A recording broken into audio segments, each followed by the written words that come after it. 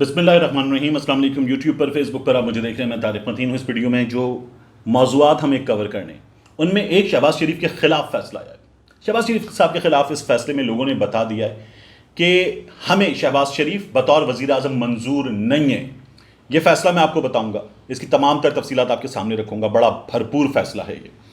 پھر عمران خان صاحب کی جماعت نے ایک بڑی زبردست کامیابی حاصل کی، بین الاقوامی سطح پر اس کا اعتراف کیا گیا، لیکن مسلم لیگ نون اور پیپلز پارٹی بہت ہی بھونڈے انداز میں عمران خان صاحب کی اس کامیابی کو ہمارے میڈیا کے ساتھ مل کر دبانے کی کوشش کر رہے ہیں. کیا ہو رہا ہے یہ بھی میں آپ کو بتاؤں گا. اور 60 لاکھ روپے میں قومی اسمبلی کے حلقے میں بکنے والے انتخابی عملے کا کچا چٹا بھی آپ کے سامنے اس ویڈیو میں کھولوں گا. سب سے پہلے شہباز شریف صاحب کے خلاف آنے والے فیصلے کی بات.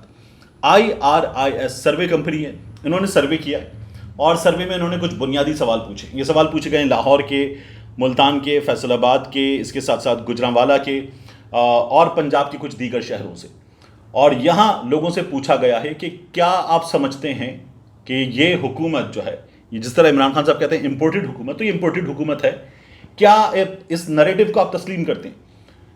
52% لوگوں نے کہا ہے کہ ہاں یہ امپورٹڈ حکومت ہے، یہ امپورٹ کر کے گردنوں پہ سوار کروائی گئی ہے، بٹھائی گئی ہے.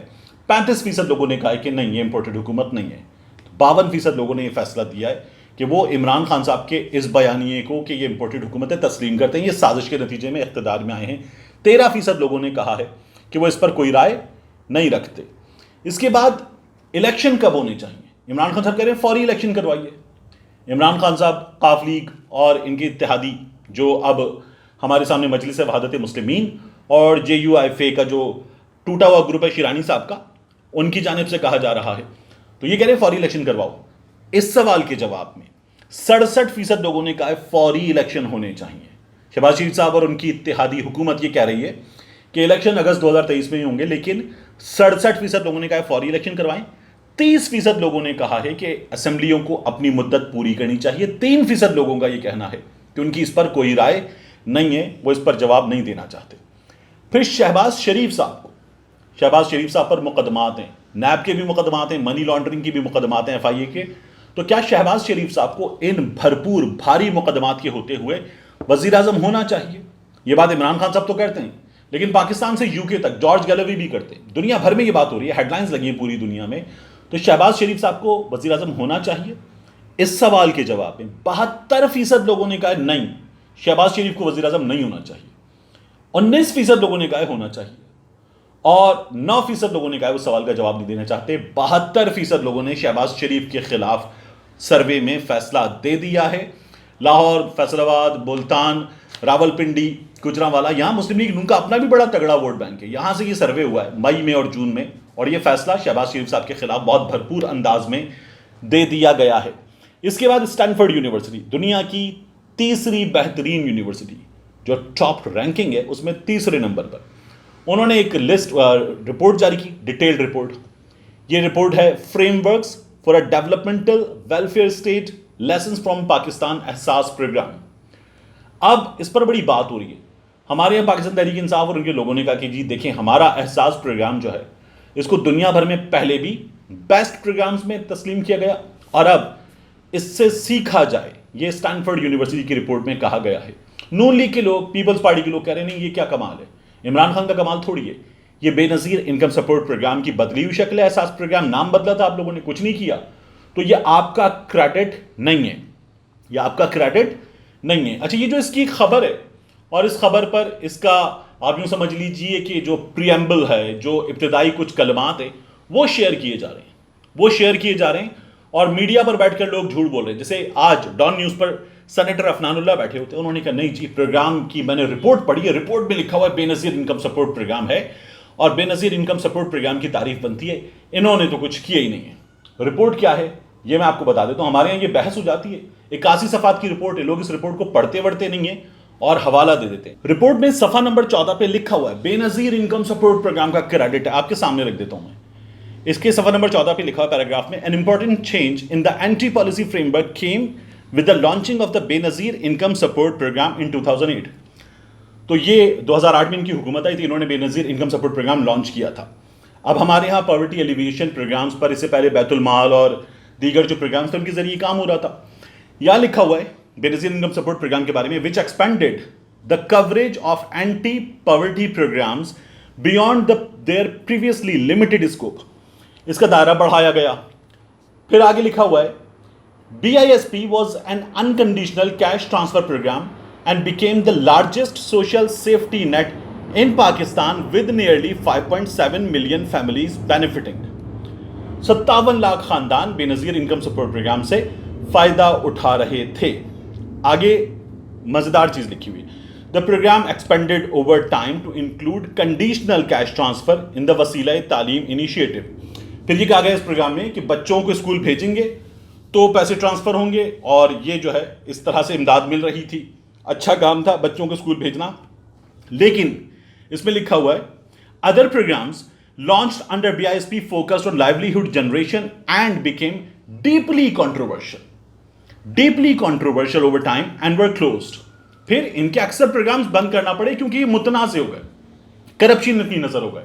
ہمارے ہاں سامنے آیا 8,000 خاندانوں کو نکالا گیا اس میں سے, کیونکہ بڑے بڑے سرکاری افسر یہ چھوٹی چھوٹی غریبوں کی جو امداد تھی یہ ہڑپ کر رہے تھے, اور یہاں جو ہے وہ پیسے جیبوں میں جا رہے تھے ان لوگوں کی.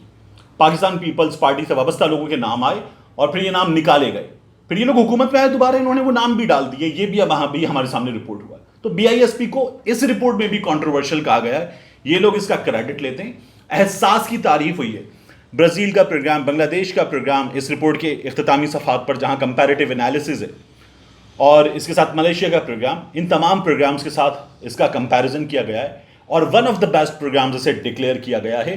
یہ ہے اس کی حقیقت. ہمارے یہاں لوگ رپورٹ پڑھتے نہیں ہیں, اس کا پریمبل پڑھ کے جو ہے وہ فیصلہ دے دیتے ہیں.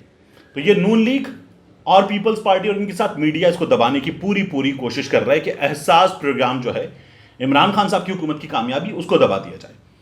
پھر آخر میں ہم آپ کو بتاؤں ڈسکا کا الیکشن, بڑی بات ہوئی, دھند تھی اور دھند چھا گئی تھی اور سب کچھ اس میں PTI نے جو ہے وہ بدعنوانی کی نظر کر دیا, PTI نے دھاندلی کی نظر کر دیا, اس لیے PTI ہار گئی تھی. نوشین افتخار یہاں سے جیت گئی تھی, سیدہ نوشین.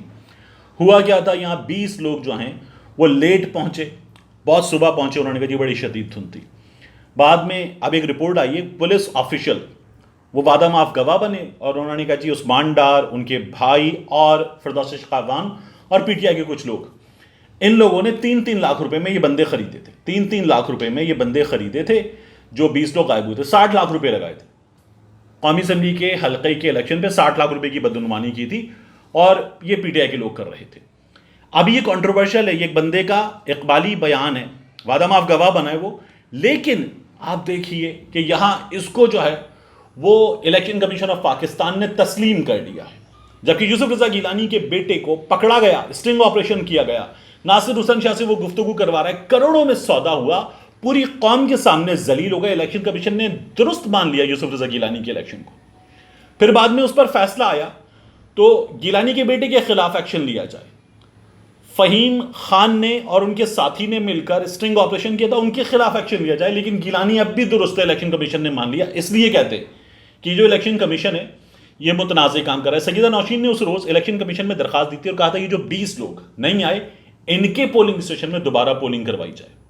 الیکشن کمیشن نے پورا حلقہ دے دیا تھا. ابھی NA 240 میں کیا ہوا ہے, ایک بندے کی وفات ہوئی, گولی چلی, ایک بندہ جان سے گیا, اور درجنوں لوگ زخمی ہوئے, جن میں سے کچھ 8-10 لوگوں کے بارے میں اطلاع ہے کہ انہیں گولی لگی. جبکہ ڈسکا میں 2 بندے مارے گئے, مگر الیکشن کمیشن نے یہاں پر جو ہے وہ دوبارہ پول کروا دیا تھا. یہاں کراچی میں درجنوں لوگ زخمی ہوئے, درجن کے قریب افراد گولی لگنے سے زخمی ہوئے, ایک بندہ جان سے گیا, اور یہاں پر جو ہے وہ MQM کی جیت کا اعلان کر دیا گیا. اس کے بارے میں کہا گیا کہ نہیں جی اعلان نہ کیجیے, تو یہاں اعلان کر دیا گیا, یہاں بندہ باہر آ گیا ڈبہ اٹھا کے, وہ تسلیم کر لیا گیا. اور یہاں پر جو ہے وہ تمام تر دھاندلی کے باوجود پوری سپورٹ تھی MQM کو. علاقے سے موجود 3 رپورٹرز نے مجھے بتایا کہ MQM کو پورا سسٹم سپورٹ کر رہا تھا, MQM ٹھپے مار رہی تھی, لیکن کچھ نہیں کیا گیا. ڈسکا میں فیصلہ آیا ہے اور متنازع فیصلے کو الیکشن کمیشن آف پاکستان نے تسلیم کر لیا ہے, اس لیے ہمارے ہاں اتنا شور مچتا ہے. تو یہ صورتحال ہے اس کی. اور اس کے علاوہ یہ جو شہباز شریف صاحب غربت کم کرنے آئے ہیں, اور شہباز شریف صاحب جو ہے وہ سستی چیزیں لوگوں کو دینے آئے ہیں, यूटिलिटी स्टोर की ताज़ा रिपोर्ट है। चने की दाल की कीमत में 28 रुपये और एक और जो उसका दर्जा उसमें 23 रुपये का इजाफा हुआ है। चने की कीमत में 87 रुपये का 82 रुपये का इजाफा हुआ है। और इसके अलावा दाल मसूर की कीमत में, ये भिखारी कौम जो है, ये मूंग मसूर की दाल 55 रुपये 50 रुपये फ़ी किलो का इजाफा हुआ है। ये हैं वो लोग जो कह रहे हैं कि जी हम हर चीज़ सस्ती करके देंगे। इमरान खान तो जो है वो टमाटर की कीमत देखने नहीं आता, हम देखने आए हैं। ये जो देखने आए इनके दौर में सब महंगा हो गया है, लेकिन मीडिया नहीं बोल रहा, क्योंकि मीडिया को मरियम बीबी मैनेज कर रही हैं। मिलते हैं इंशाल्लाह आपसे अगली वीडियो।